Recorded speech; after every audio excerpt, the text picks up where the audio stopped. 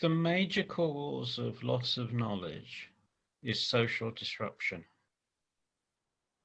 Social disruption can be a publisher going out of business. It can be the sack of Rome. It can be the burning of the Library of Alexandria. It can be a commercial war between VHS and Betamax. All manner of social disruption is the biggest cause of loss of knowledge.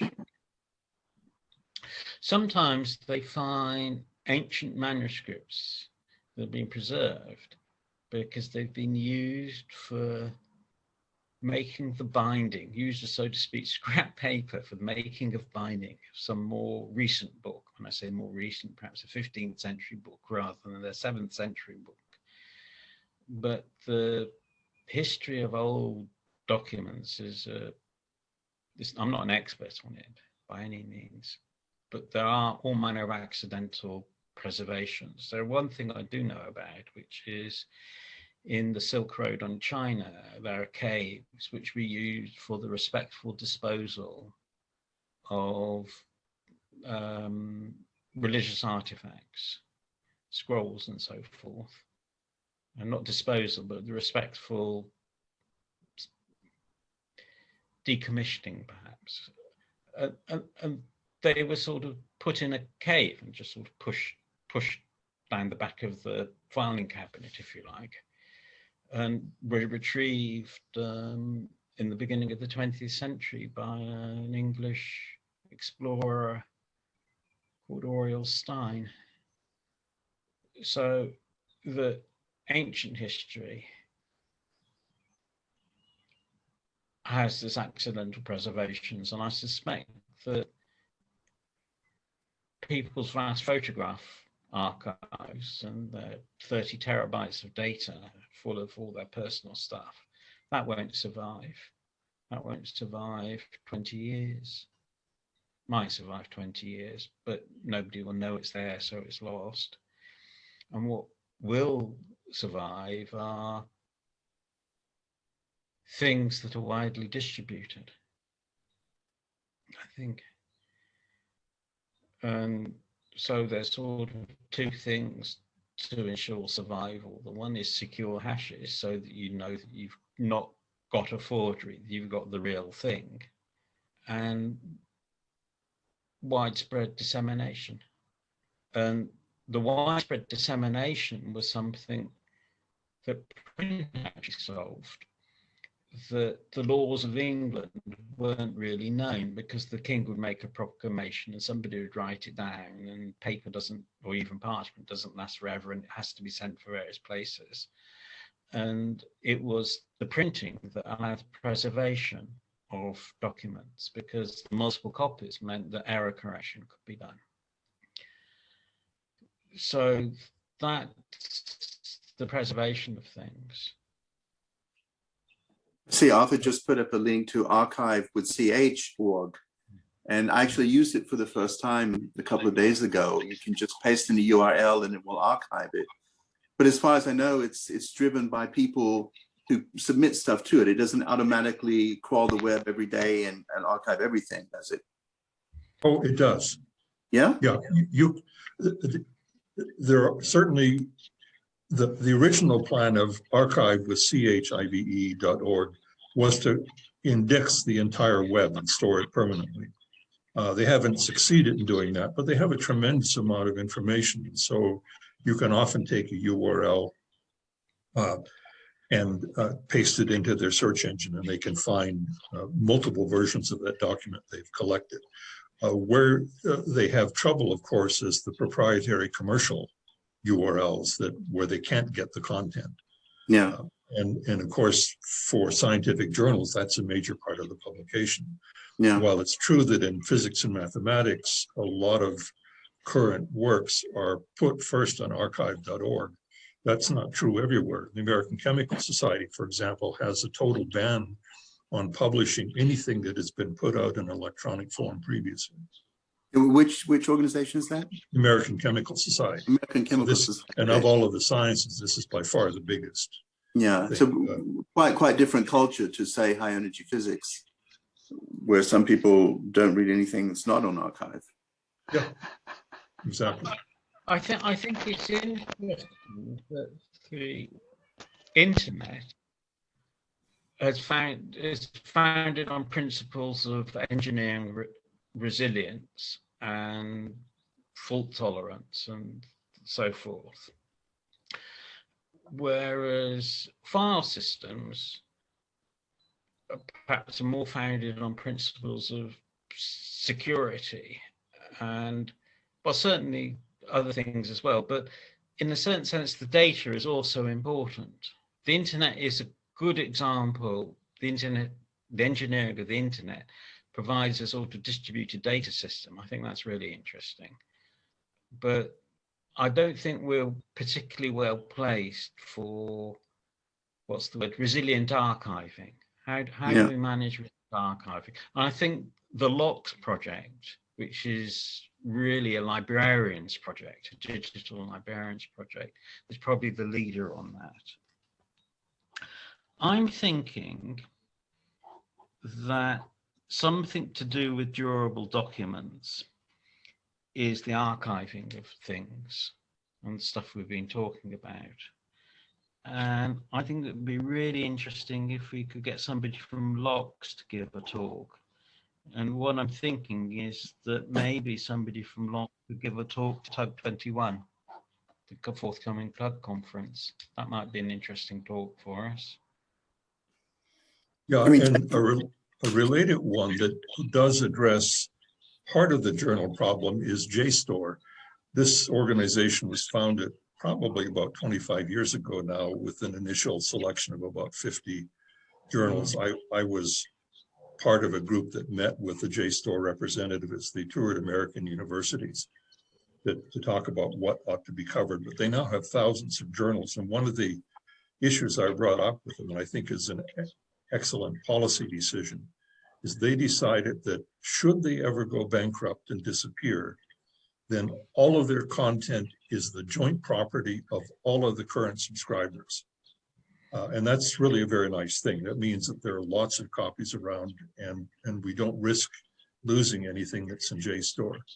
But there is a related problem, and that is that some journals have gone to subscription models that are based on a moving window of access to the journal. Nature and Science, for example, where you pay for access online to say the last 10 years. And one of the effects of this is that an article you can get this year may not be retrievable next year because the window has moved forward and you're now locked out. That doesn't happen with JSTOR because you have full access to everything, and their policy has always been to digitize journals from the very first issue forward in time. Whereas commercial publishers did the reverse. They took the most recent stuff and worked backwards. So that in a number of cases, digital material for older issues in physics and chemistry and math is simply not available yet. It will be. The American Math Society, for example, has digitized the notices of the AMS, which go back, I think, to the 1930s. So you can get a PDF file now of every single issue. What they don't have yet is the metadata that would let you reconstruct bibliographic data, which I hope to solve at some point when they have it available. I plan to create BibTeX entries for those.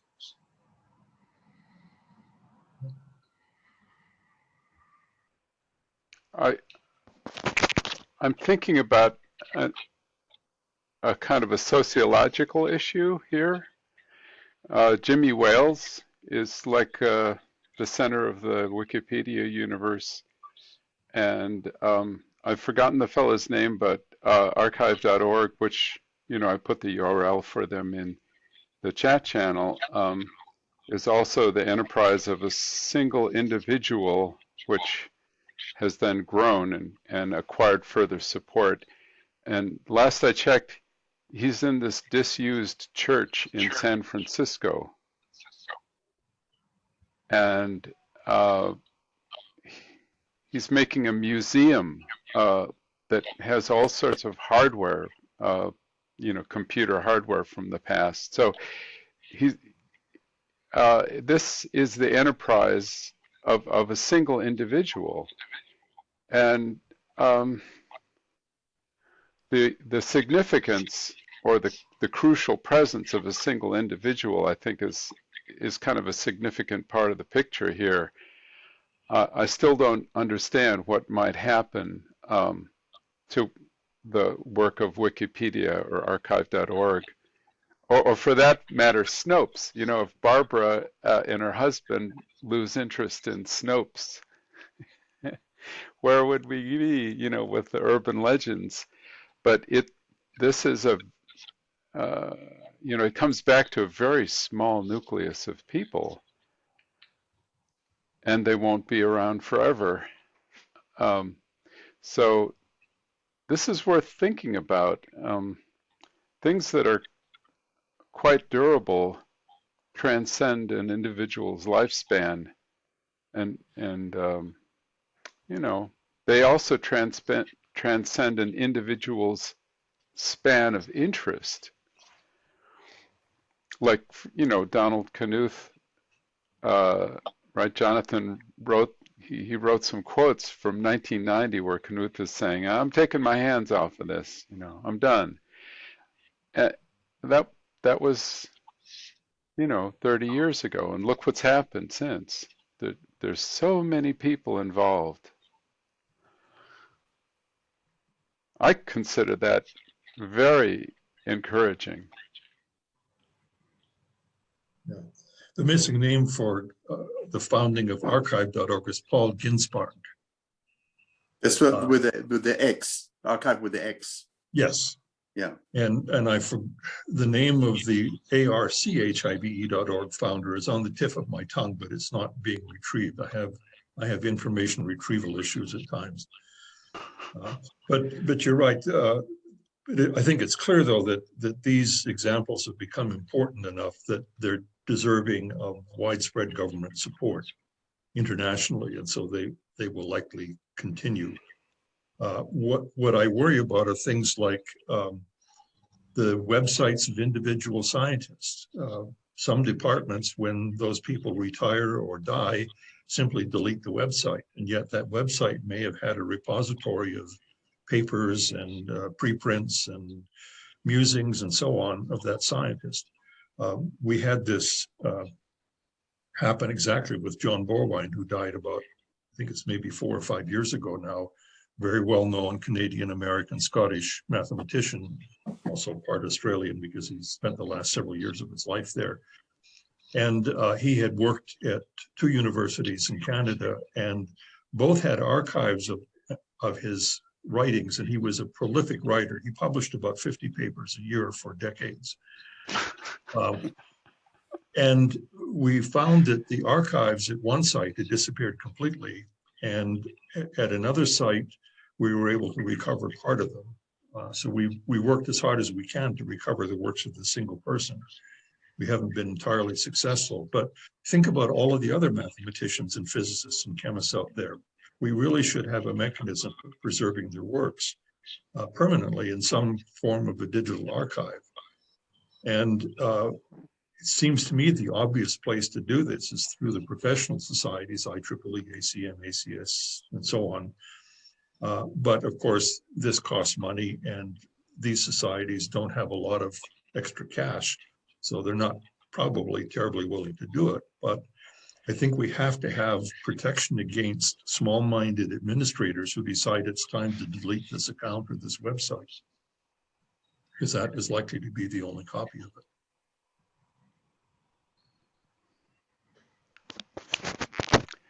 Archive.org, the fellow's name is Brewster Kahle, and I don't know much about him personally, but you know, like Jimmy Wales, but more eccentric. I mean, the other archive.org with Paul Ginsparg, it originally was on his desktop computer at Los Alamos, but now it's been taken over by Cornell University, which should, you know, supply some longer term preservation. I mean, Paul works at Cornell, but he's sort of passed the torch on to a broader organization, and so it will certainly continue when Paul himself is no longer there. But the problem with archive, with the X.org, is it's not as good as many people think it is. You know, not everything is there. The things that are there, you don't know which version of the paper is there. Even if the final version is there, there's no way to find out unless you actually have the official version and can compare them. And many journals don't allow the author to put the final version on archive. And so some people don't do it for that reason, and some people do it, but they don't say it's the final version and hope that the journal won't check. And so it's really very hit and miss. And you know, one of my biggest complaints at the moment are people who say everything which is worth reading is on archive. I don't look at the journals anymore. And, you know, some of the journals have some dodgy business practices and so on. But, you know, it seems to me that it's a false dichotomy. Either you pay an overpriced subscription to some Elsevier journal and worry about, you know, formatting your references or whatever, or it's sort of a archive where, you know, you put something there, but nobody really knows what it is. Yeah, and you can replace it with a new version, and it's just a free text field where the author can type in anything he wants as to why he replaced it. And it's really not, you know, people will cite different versions of the paper. They might not be the same. There's no way to find out if it is, you know, so it's not, it's something out there which is, you know, probably overlaps to 90% with the journals it covers, but it's not clear, you know, which 90% that is. And there's really no way to find out. And it would be much more desirable, I think, to have some sort of official archive of all published journal articles. You know, on the island of Svalbard, there's an archive of seeds. And actually, I saw in the news recently, someone actually retrieved something from it, somewhere where there's a civil war or something. And they said, well, we need this, you know, now we're rebuilding the agriculture and we don't have any more. And someone actually used it and retrieved it, yeah. And, you know, so something like that exists, but, you know, this, especially for the stuff which is owned by commercial publishers, there seems to be no easy solution to it, yeah. And one of the links I put in the chat is someone describing online journals which have completely disappeared. And they're not, you know, important journals. It's something that's already happening and has already happened. And as far as anyone knows, the contents are gone forever. And I don't know what will happen. There's a large movement within the academic community to avoid commercial journals, move to various forms of open access and so on. Some of the goals are good, I think. Some of them are a bit misguided. But most people see it as a either or philosophy. And, you know, if these, the good thing is, you know, back to the Locke's, you know, these type of open access journals, there can be multiple copies of it, it's actually encouraged. But on the other hand, if they're successful, and that's what some people have as their actual goal, then it will drive the commercial publishers out of business, or at least some of their journals. And, you know, they certainly don't have an interest in making the stuff publicly available to the people who drove them out of business. You know, so if these open access journals remain a niche, then not much changes. But if they actually become successful, then it's not clear to me how the content which is owned by the publishers could be preserved at all. And a lot of, you know, this Plan S and various Scope 3 and various other initiatives, which are usually sort of at a high level of government, which are mandating open access in some form. And a lot of new journals have sprung up, which will publish anything for a fee with, you know, a huge range of quality control. And there's a push from many funding agencies to say you have to publish in these open access journals. You can't publish in, you know, Nature anymore. You have to publish there. And so people are doing it, but that means that the traditional journals, in some cases, their longevity is probably limited because of that. And then when they disappear, what will happen to the online contents? I don't think anyone has a solution to that. And, you know, for the old things, you know, they're on paper, they're in libraries, but many journals, even the very traditional astronomy journal, which goes back to the early 19th century, Monthly Notices of the Royal Astronomical Society, they recently became online only. They don't have a paper version anymore. And so I'm not sure what will happen to that. I mean, that's a bit of a different case because it's published by a commercial publisher, but on behalf of the Royal Astronomical Society. But many of the actually leading journals in the field of physics, they're actually owned by publishers such as Springer, who are commercial publishers, and they own the content. They have the copyright, and I don't know how that will be available 100 years from now. There's no paper version. And the company goes out of business, what happens? No one knows. To show what can happen with open access publishing, I recently decided to investigate the journal that's called IEEE Access. IEEE is a professional organization in electrical engineering, but its journals are normally subscription-based journals. But IEEE Access is open source publishing, and I found that last year there were 250,000 pages in one volume. So tens of thousands of articles a year in a single journal because it happens to be open access. And it's just, you know, I had thought that if this was a modest sized journal, I could cover it bibliographically, but it's just infeasible. IEEE does not provide journal metadata in a convenient form. You have to select it web page by web page, 25 entries at a time. And the data you get out, you can get it in BibTeX form, but it's already been abbreviated. Yeah. So it's kind of a sad story. Yeah.